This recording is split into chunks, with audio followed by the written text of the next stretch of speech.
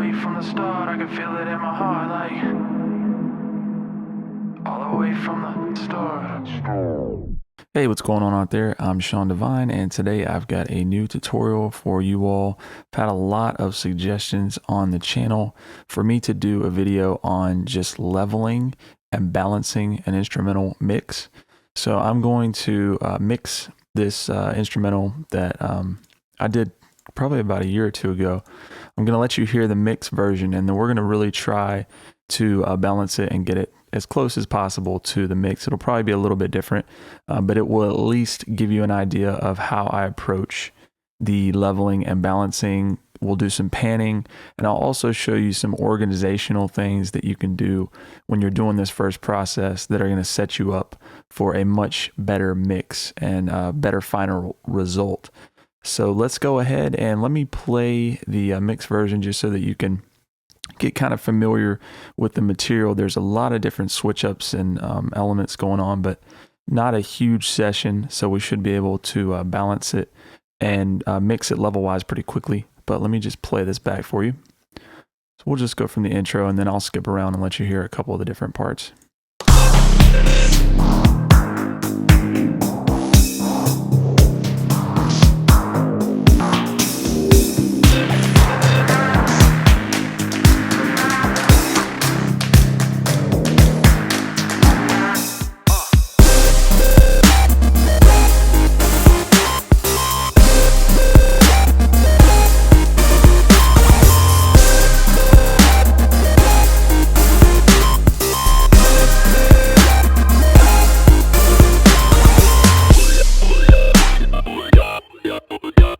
So things kind of break down a little bit there, and then as we move on, it picks up.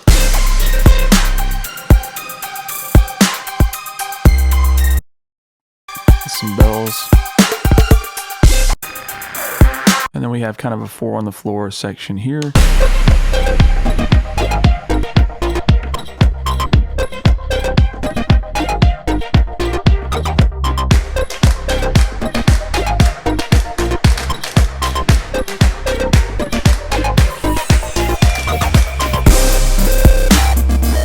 So then back into the hook. As you can hear, it's a fairly different sound palette. There's some kind of more modern sounds, but I think that you all will be able to relate this to your productions, because a lot of the drums, there's some like 808 type of drums in here, and there's just a lot of different types of elements. So I think it'll be good for the example just of how to blend and get a good even balance with everything.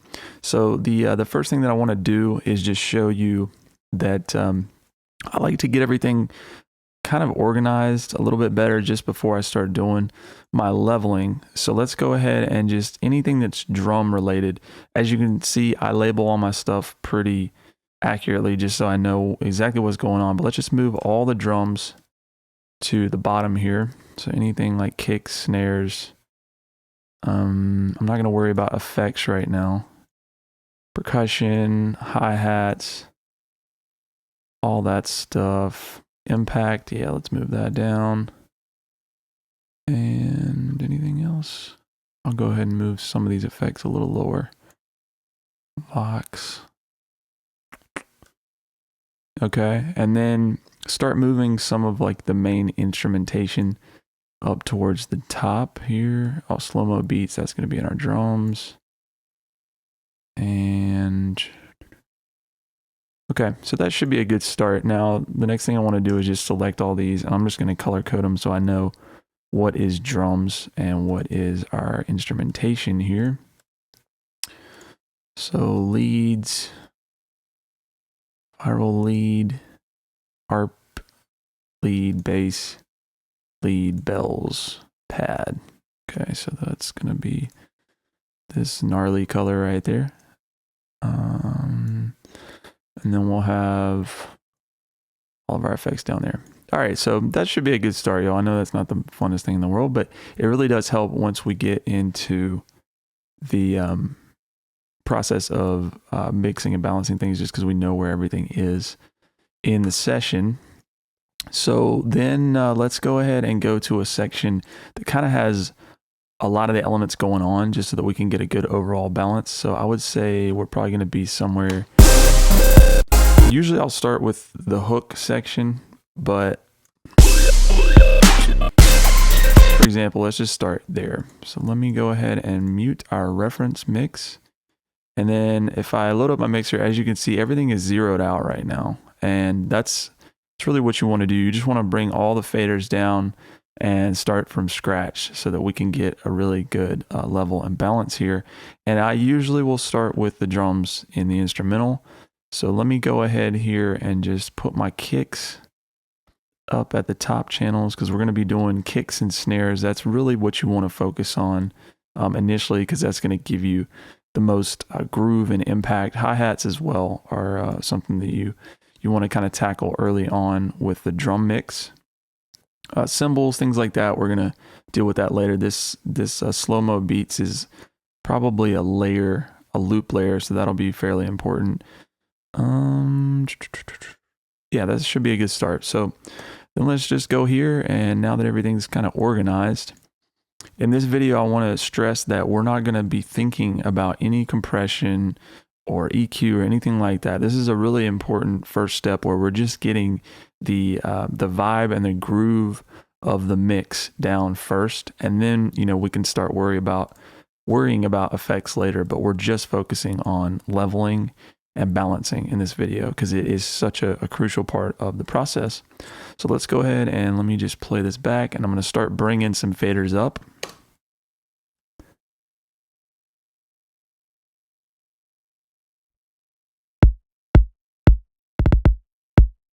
Okay, so there's our kick channel. Now, a thing to note, a lot of you have questions about like how loud should I start mixing at, or like what level am I going for? Usually the loudest elements in your mix are going to be like your kicks, your snare, and usually the bass, especially in hip hop and R&B type stuff. The 808 or the bass line is going to be particularly loud in terms of RMS. So what I'll usually do is just pull up my metering here, and we can just look over here at the level to see where that kick is hitting.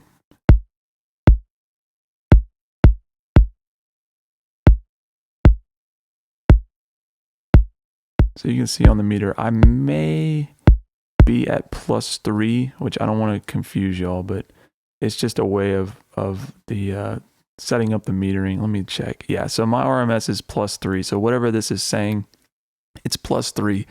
Again, don't get confused with that. I just have gotten used to that setting, so I kind of know where the numbers should be. But if we look at it, it's saying -9 or -8 RMS, which is actually going to be what is that, -12, -11, somewhere in there. So that's pretty safe. So let's leave the kick there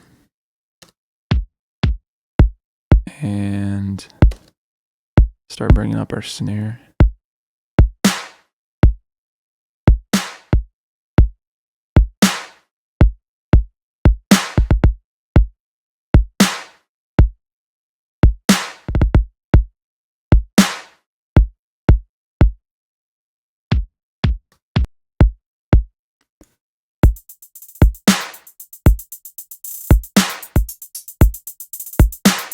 Okay, thing to note about our hi-hats is, certain people have preferences about where they want to put it in terms of the stereo field.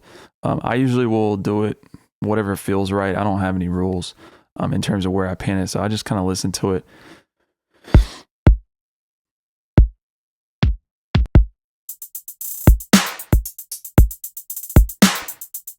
As you can see, there's already kind of some spatial effects that I did in the mixing process, so I'm just going to leave this centered.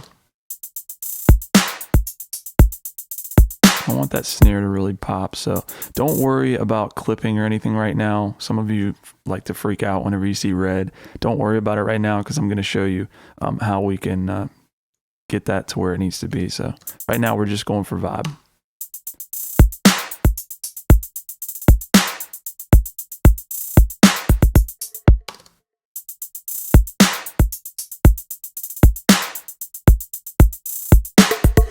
So that percussion, let's pan that. Let's like hard pan it left. That might be cool.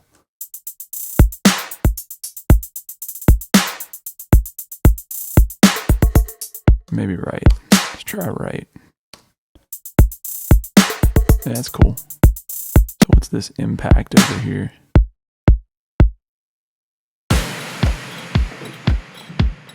Okay, so there's that slow-mo beat.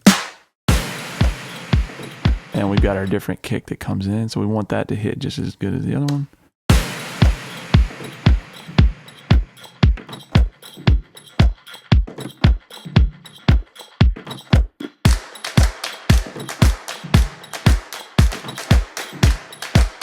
Let's give that clap a little bit of a pan here.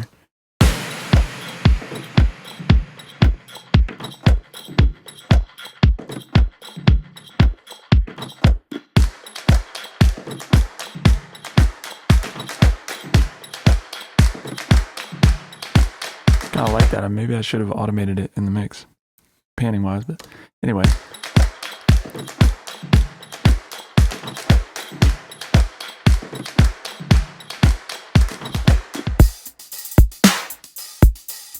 Okay, so now we're going into the hook, and we've got these little live hats. So I want to kind of have those play off of our speed hats over here, these 808 hats. So I'm going to pan that one a little bit. And let's put the live hats over on the left.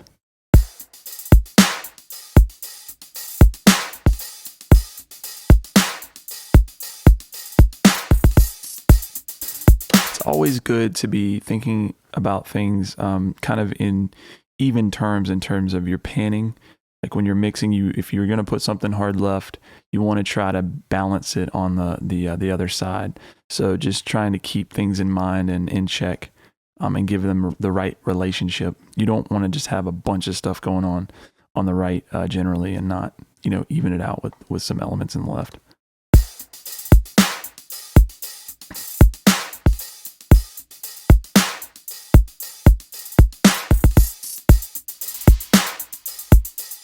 Okay, so what are these?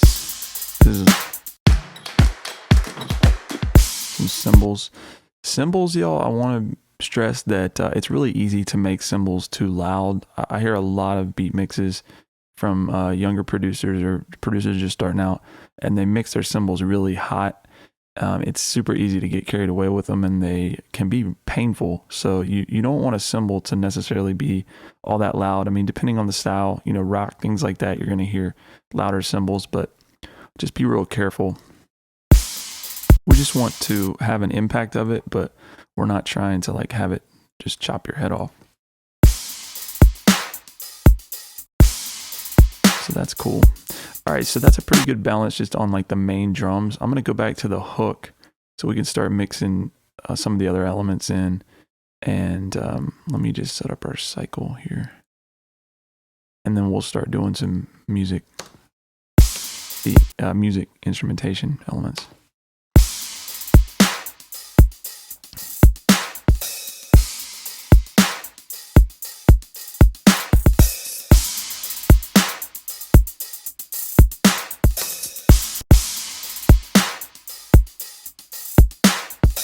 I think we got everything covered there, so we'll start working on some of these music elements.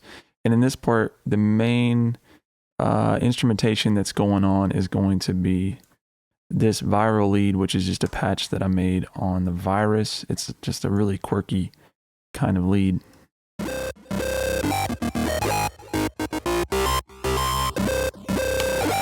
So it's already got delay and maybe some reverb that came directly out of the virus, but we want to have that pretty prominent. So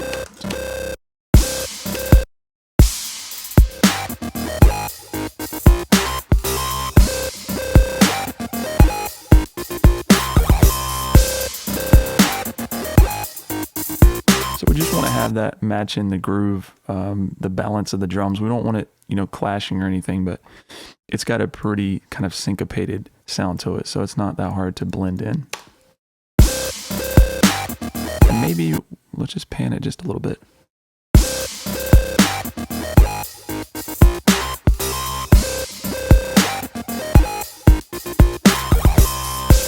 Yeah, that feels right to me. I don't know why, but just panning it just a touch to the left there, that feels pretty good. So next let's move on to this super saw lead, which these are just really big chord hits.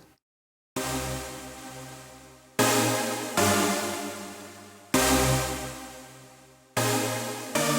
we'll bring those in.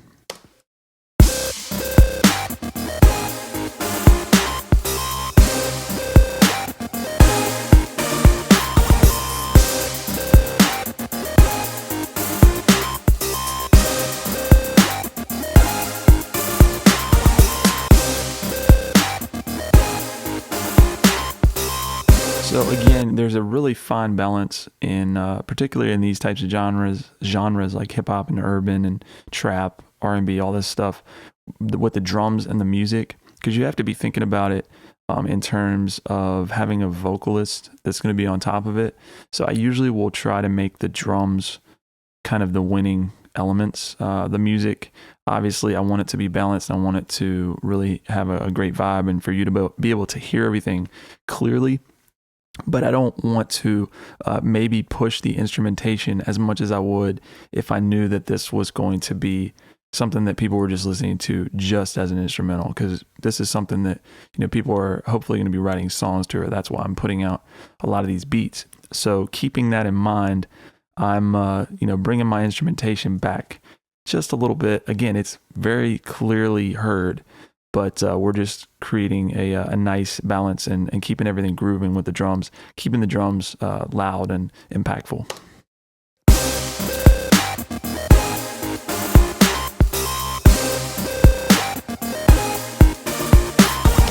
So we got a pad up here.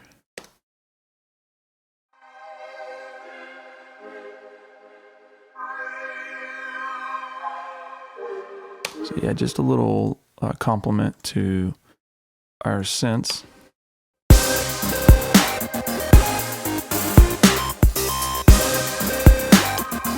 I might pan that. Let's try it.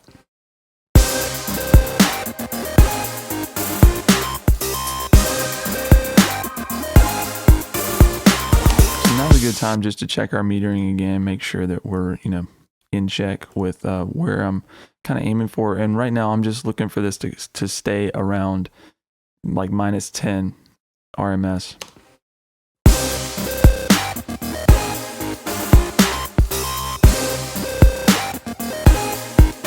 So it's reading -8. Again, I'm on that +3. Sorry to confuse y'all, but so we're at like -11-ish when the loudest parts are hitting, which is fine. Don't worry about this clipping. I'm going to show you a trick and something that will help you with bringing the levels back a little bit, but that feels pretty good. Now let me see what other elements we have to do here.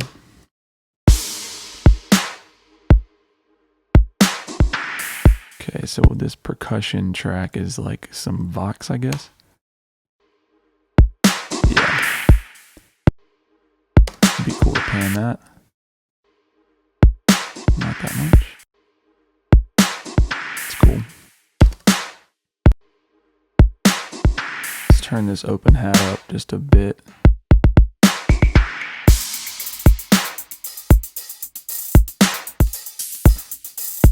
And then we've got that same virus lead. I think I just EQ'd it a little bit differently for the verse.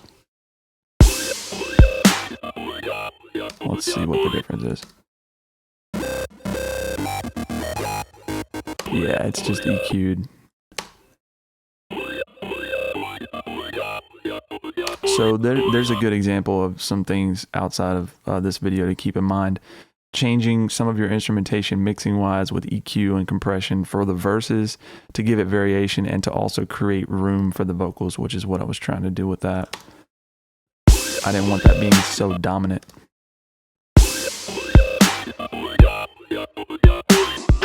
Let's go to this part. Oh, we didn't mix our sub bass in the hook, so let's move back and do that. This is really crucial because a lot of people tend to mix their bass a little too loud, and it can take over a mix super quick and eat up a lot of headroom. So you want to be careful with your sub bass. So we're just going to blend it in here.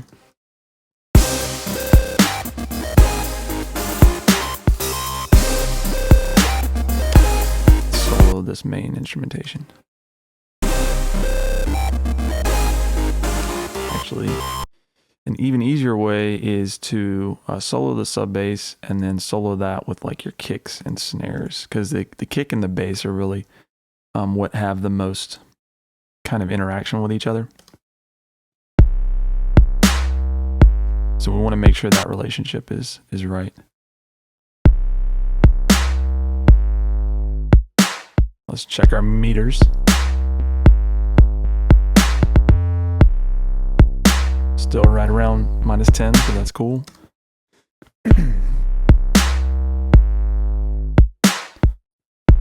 That sounds pretty good. The kick and the bass are working together there. Now let's move back to our verse.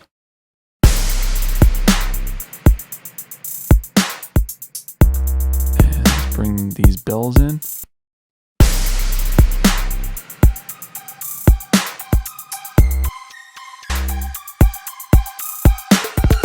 I'm gonna bring that percussion back in a little bit. Where was that? Oh yeah, this one. I don't want that pan so much. It's a little distracting.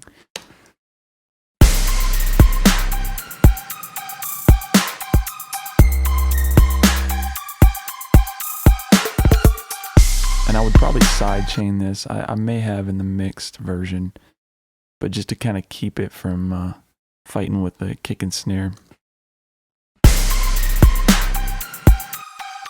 Doesn't sound like it is now, but I may have. We'll check.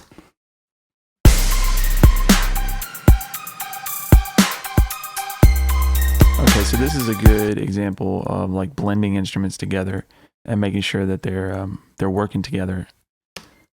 So these are very similar instruments. One bell, playing the same melody.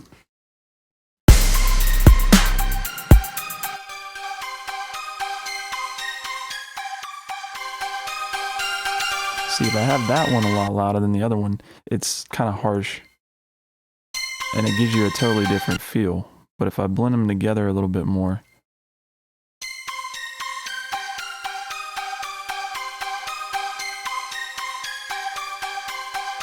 and have that one more just in the background, it's kind of just giving it some harmonics there. So something to keep in mind, it can really change the feel of a melody with the way that you blend the instruments together.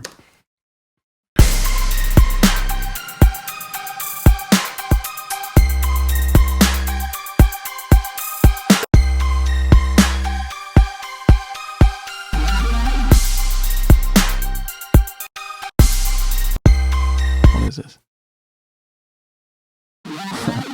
That's a cool sound.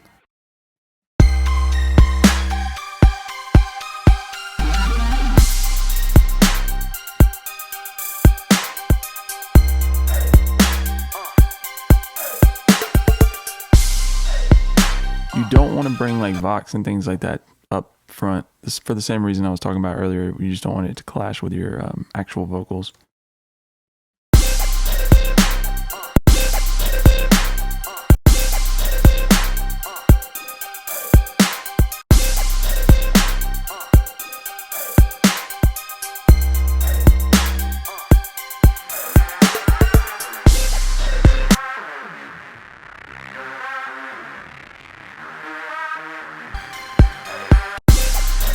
Sound is crazy, which by the way, that's in my low end theory bank, I believe, for ultra analog.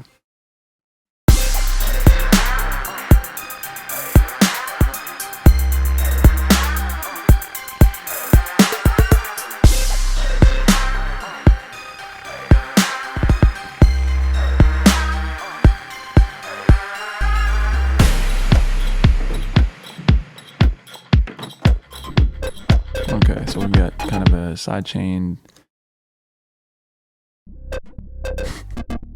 I bet you didn't even know that that's the same line as our virus lead from the other parts.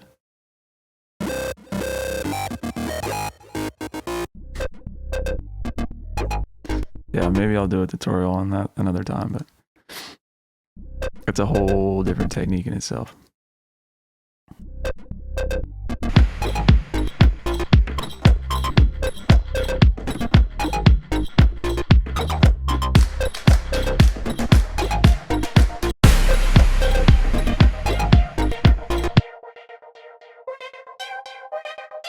I want that to be loud, that's cool.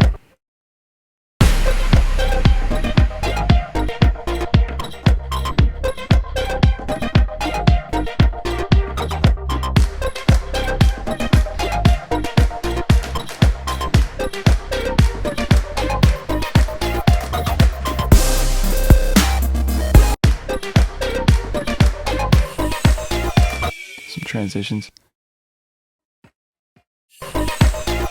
Don't want that stuff to be too loud, just kind of giving it that progression there.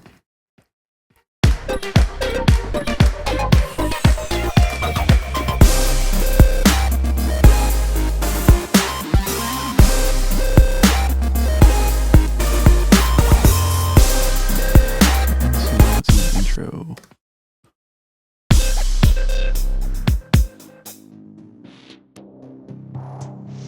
So I can already hear I did a lot of panning, like in the mixing. I might have a plug-in on there. So I'm going to leave that in the center.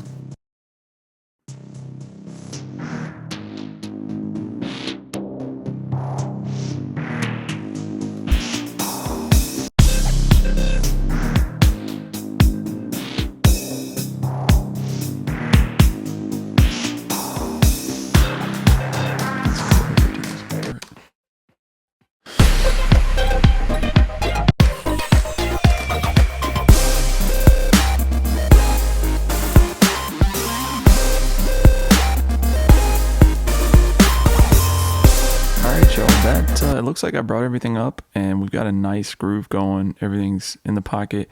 You probably noticed that I didn't do a ton of panning, and partially that's because I do a lot of my panning in the actual mixing process. So on the plugins, I'll have effects where I may have some panning stuff going on. And I also don't like to do a lot of panning too crazy until I start, doing anything that I may do on the master bus, because I will sometimes do like some subtle spatial processing on the master bus. So just to keep things in check, let me show you one more thing that I'll show you that will be helpful in the balancing and leveling process. So let's just say that we want to select all of our instrumentation. And what I'm going to do is I need to open up VCA faders. So I've selected those, I believe. Yep. And I'm going to put all of the instrumentation on the same VCA. So I'm going to create a VCA. We'll call that music. And then I'm going to take all of our drum tracks. And then, I would probably separate like percussion, impacts and effects and stuff. But just for example purposes, we're going to just put all that on the same one and call it drums. So now, after I've done all that initial leveling, I've got a good feel overall, just kind of going off of my intuition. I may want to make some subtle changes, and now I have all of those things on one fader. So let's say the music was just a little bit too loud in here. Or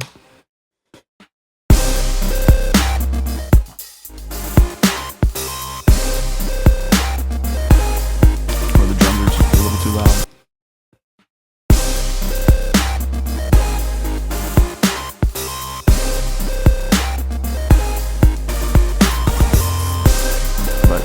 Adjust it that way. Now let's, obviously I've got a little bit of clipping. If you're worried about that, I'm not worried about that. You can watch the video on my channel that talks about digital clipping and why I don't really worry about it unless I can hear it. But anyway, if you are worried about that, you can just select both faders or all faders on your VCA.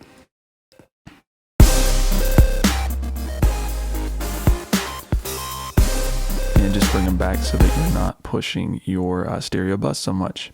So anyways, y'all, I hope that this will give you a little bit of an idea of just how you can achieve a really balanced instrumental mix and get levels right. This is a really essential process to do first before you start thinking about compression, EQ, all that other stuff.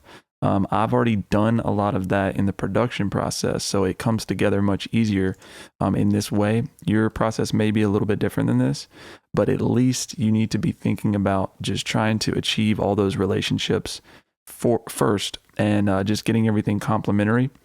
And then you can start worrying about, going crazy on effects, stereo spreads and delays and all that kind of crazy stuff. But you really just want to get that relationship down first. Now, the other thing that you would want to do is go ahead and I would just bounce this initial mix or initial level and balance mix so that I could reference it later. And that way, when I start really getting into doing heavy processing, whether it's compression or EQ, or just getting creative with effects, I can reference this initial just idea of the balance and make sure that I don't stray too far from that. I think that's really important because you can get kind of carried away with the effects and all that stuff going on. So that'll help you just stay on track. Anyways, y'all, I hope this is helpful. If you have any questions or comments, feel free to leave them below, and I look forward to talking to you soon.